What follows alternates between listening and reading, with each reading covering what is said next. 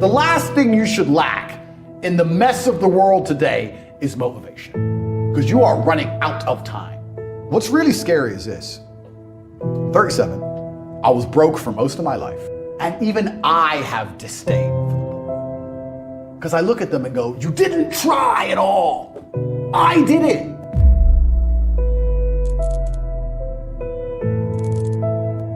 You now have no value to add to the world would be massively unfair, right? Everybody changes, and that's fine.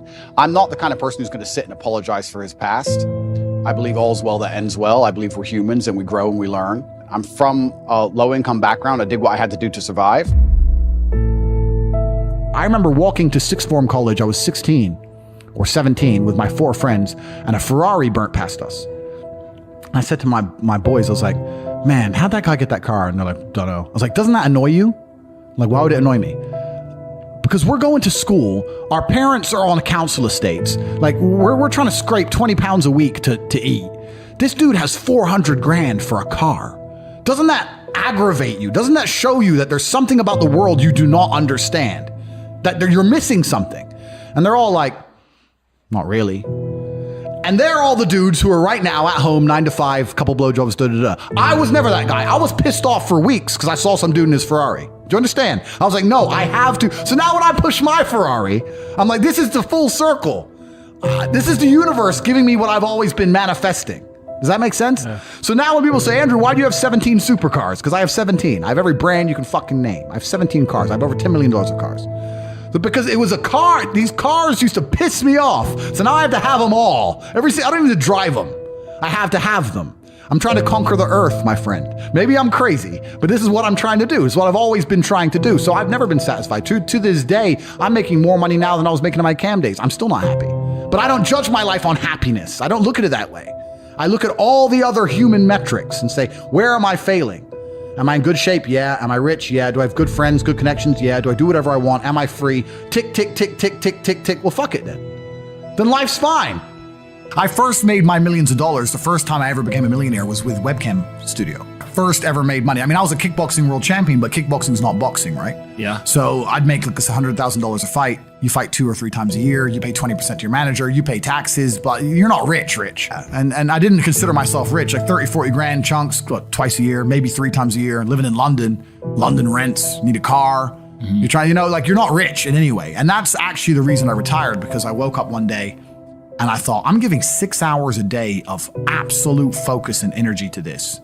And I believe I'm smart enough that if I put that much tenacity into something else, I can be a multimillionaire. I truly believed that. I was like, I've realized now I've reached the pinnacle of kickboxing. My choice is either to change over to MMA, which I was offered to do earlier in my career, but at the time the kickboxing contract paid more money. I had to pay the bill, so I went kickboxing. Change over to MMA, learn to wrestle, change over to UFC, blah, blah, blah. But this is also like 7, 8 years ago where even the UFC didn't pay the money it pays now. Mm-hmm. But the UFC still doesn't pay that much money from what I understand. No, if you're like top 5 or champion, yeah. But most of the dudes you're going to see there in the prelims, they're getting 10 grand a fight, 9 grand a fight. It's nothing, right? Mm-hmm. So it'd be like starting my career all over again. And at the age of 28, I thought, I don't have the gumption to start again. I've been through hell for this. I've broken my hand 8 times. My ribs have been broken.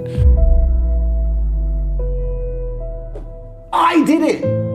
With all of the pain I went through and all the problems I had, while also fighting and becoming a kickboxing world champion, I still managed to do it. You started at a higher bracket than me. You started from a middle income home. Your dad you had food. I didn't have food and I was a world champion. How did you fail so massively? And I look at them and just think of them as, you're an idiot. And if I feel that, imagine how the elites look at us. Imagine you're born into a lineage, bloodline that have been in charge of the banks forever. Imagine how you view poor people. You think you give a shit whether they live or die? I'm talking about someone who's only been rich for 10 years. And when someone comes and complains to me about being broke, I'm like, oh, you're a dummy. You didn't even try. So imagine you were born filthy rich and your family's always been rich. And you're told about how your family's always controlled everything because you're smarter than everybody else. Imagine how much disdain the elites truly have to the common man. And I'm talking as a common man who made a little bit of money. Then you start to understand how this world's really working. Because they don't give a shit about the common man. If you say to the elites, if you pour third worlders into this nation, you will make 3% more per year. However, the common man will have to deal with crime, rape, murder, drugs, human trafficking. He'll sit there and go, I don't care about the common man. 3%. Okay. Doesn't care. Why would he care? Then you have a community where the only people who can protect it left are the men. The men who care about their daughters, care about their wives. But those men have to be masculine men, brave men. They're under assault. We discussed that for the last 2 hours. So now they're afraid. All the buildings look the same anyway. Why don't we just move? Let's just move. Let's just scurry. Then you start to lose the major cities of your nation. This hypothetical nation. I think the universe is absolutely and utterly giving. I've never seen anybody dedicate themselves to something completely and fail. I've never seen somebody eat right, go to the gym every day, train really hard, and not be in good shape. I've literally never seen it. The universe is extremely giving. If you actually try, and you actually want it, and you're actually not making excuses, lying, talking shit, you're gonna get what you want. So when I see people who don't have what they want, I consider them losers. And this may be elitist, I understand that. But if I've put myself through endless pain to end up where I am, it's very hard for me to have sympathy on the man who's afraid of pain. You're avoiding pain. I've been through endless. I now have everything I've ever desired. You have none of the things you desire. Am I supposed to feel sorry for you? Because you took the easy way out? Am I supposed to look at you and go, oh, poor dude? No, you were a fucking coward. You didn't go through the shit I went through. You didn't put it on the line. So you deserve your substandard reality. That's what you deserve. You're a fucking loser. Because if you actually wanted it and you actually tried, you'd have it. You could have anything you want. Universe is super giving. You want a fucking Ferrari, you can have it. You want that bitch, you can have her. You can have anything you want on the planet. There's not a girl I look at that I want that I can't have. Not one. That's my reality. There's not a car I can't have. There's not a house I can't buy. If I want to go to a yacht, if I want to go to Antarctica, there's nothing I can't have. Bam. Because I've decided to become this man. It's the same for absolutely every single one of you at home. If you want it, you can have it. If you're sitting there saying, oh, but I tried my best and I still didn't get it, you're lying. You didn't try your best. That is a fucking lie. The universe gives it to everybody who genuinely tries. And I know that to be a fact because this world's competitive. We're all competing against each other. And the majority of people don't try. Because you're a fucking loser. That's why. And the majority of people are losers. There is a man out there right now living the exact life you've been dreaming about. Waking up in the house you want, driving the car you crave, spending money without thinking. And do you know what the difference is between you and him? He took it. He didn't wait. He didn't ask for permission. He didn't hope. He moved like the universe had already decided he would win. And now he has everything. While you're still sitting there, thinking, hesitating, wasting time. How much longer are you going to wait before you finally decide to take what's yours? Most people are blind to their own power. They walk through life as if they're waiting for permission to be great, like the universe is some indifferent force that doesn't care whether they win or lose. But that's the lie that keeps people weak.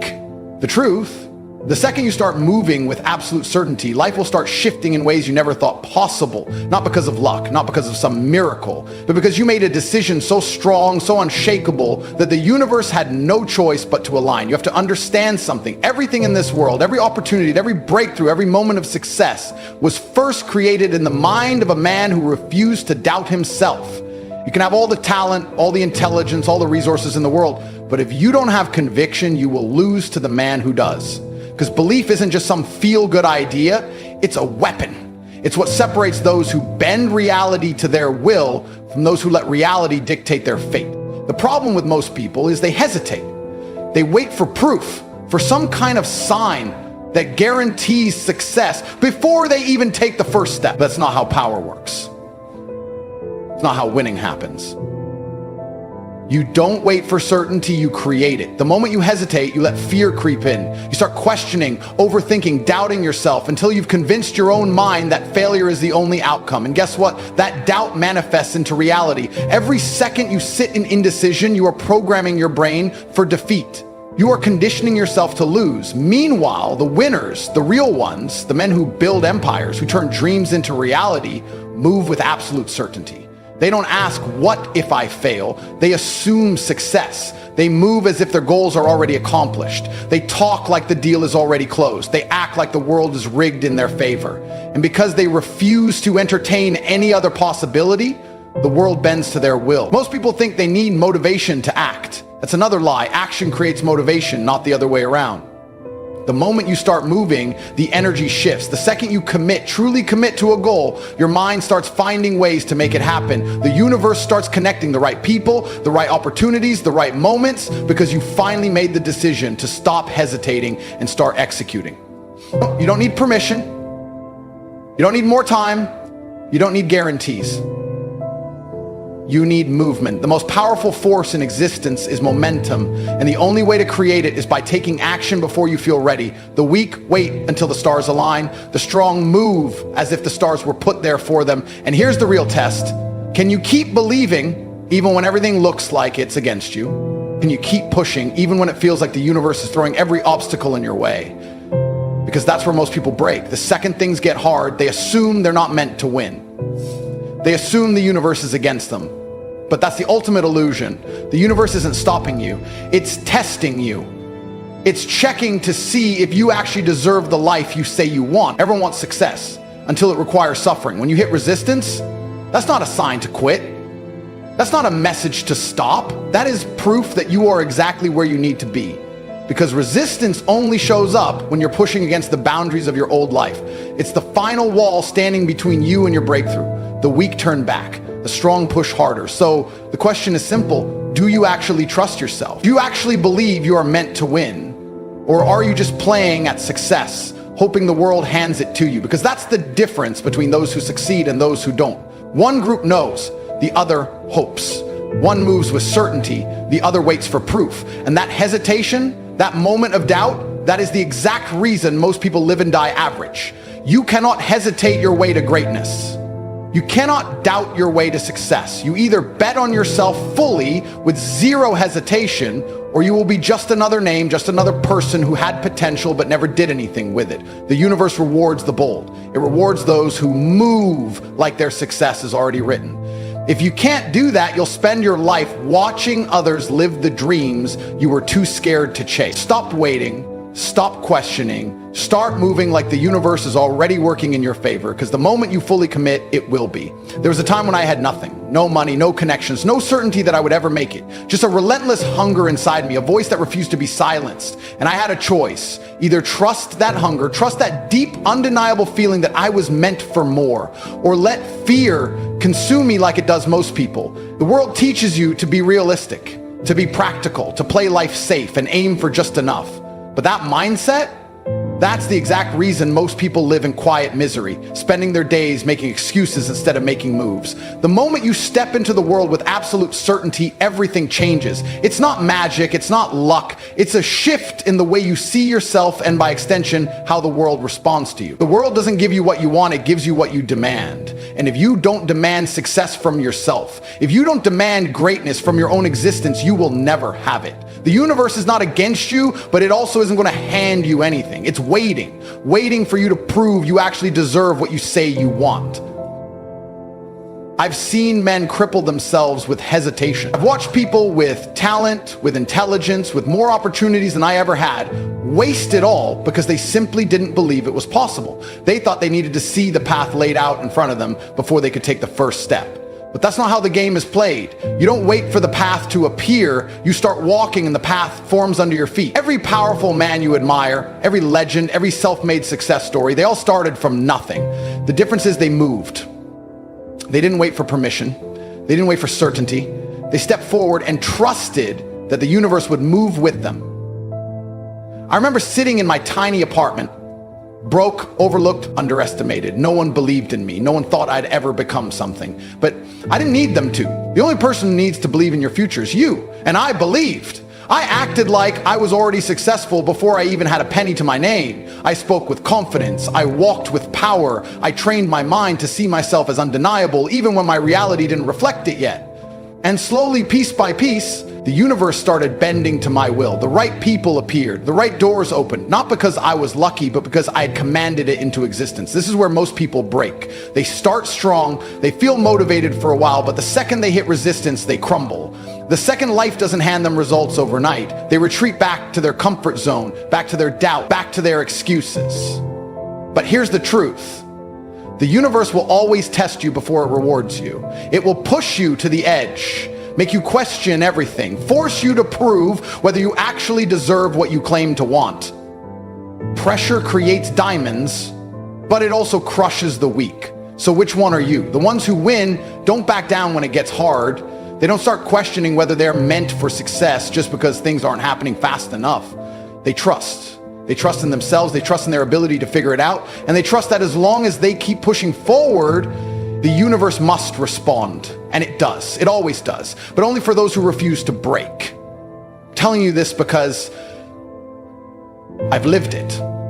I know what it's like to be in that place where nothing seems to be working, where every step forward feels like a battle.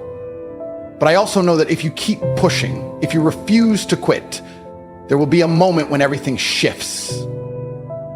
A moment when you realize that the universe was never against you. It was just waiting for you to prove you were worthy. And when that moment comes, you will look back and laugh at how close you were to giving up. So the question is simple. Are you going to trust yourself, or are you going to be like everyone else? Because the universe is watching, and it only moves for those who move first. Most people don't even realize they've been programmed to fail before they've ever started. Conditioned to believe that success is reserved for a lucky few, that life is something that just happens to them instead of something they have the power to control. And this belief, it's the very reason they stay broke, stay weak, stay trapped in a life they hate. The world isn't holding you back, your own mind is. The second you realize that, you either fix it or you keep living like a pawn in someone else's game. Fear is what stops most men. Fear of failing, fear of looking stupid, fear of stepping outside the lines that society has drawn for them. And that's exactly why most men never escape mediocrity.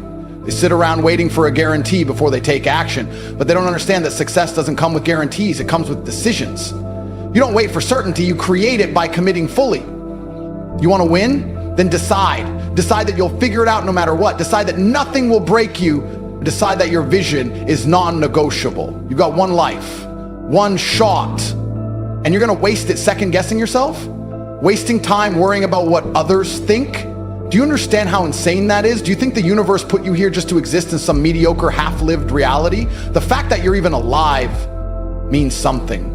You weren't born to be average. You weren't born to be another faceless nobody in the crowd, but that's exactly what you'll become if you don't fight for more. If you don't take control of your own destiny, someone else will. And trust me, they won't be thinking about your best interest when they do. You need to wake up and see what's happening. Most people spend their entire lives on autopilot, never once questioning the system that keeps them weak. School, media, society, it all conditions you to accept your place instead of rise above it.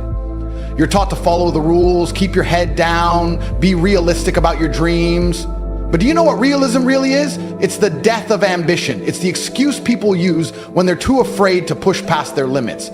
Realists don't change the world, visionaries do. The moment you stop buying into the lie that you have to live like everyone else is the moment your life actually begins. But here's the thing, no one is coming to save you. No one is going to knock on your door and hand you a life of power, wealth, and freedom. You either take it or you don't. You either decide that you are worthy of more, or you accept a life that deep down you know isn't good enough. The universe rewards the bold. It respects those who move without hesitation, who step into the unknown with absolute certainty. The moment you stop hesitating, the moment you start acting like a man who cannot lose, is the moment everything starts shifting in your favor. But let me make one thing clear. There will be pain, there will be struggle, you will be tested in ways you can't even imagine. And that's where most people break. They think challenges are a sign to stop, when in reality, they are proof that they're on the right path. The universe doesn't hand success to the untested. It forges champions through fire. Every setback, every failure, every moment of doubt is there to see if you're serious, to see if you'll keep going even when it feels impossible. And that's the difference between the ones who make it and the ones who don't. The winners don't stop. They don't back down. They don't let fear control them. They use it. Because fear is fuel. Fear is proof that you're stepping outside the limitations that have held you back your entire life. Most people run from it. They avoid discomfort, avoid risk, avoid anything that might make them feel something real. And that's why they stay weak. That's why they never build the mindset, the resilience, the unstoppable force it takes to bend reality to their will. You don't eliminate fear. You master it. You take it and turn it into power. And when you do that, when you step into that version of yourself, nothing can stop you.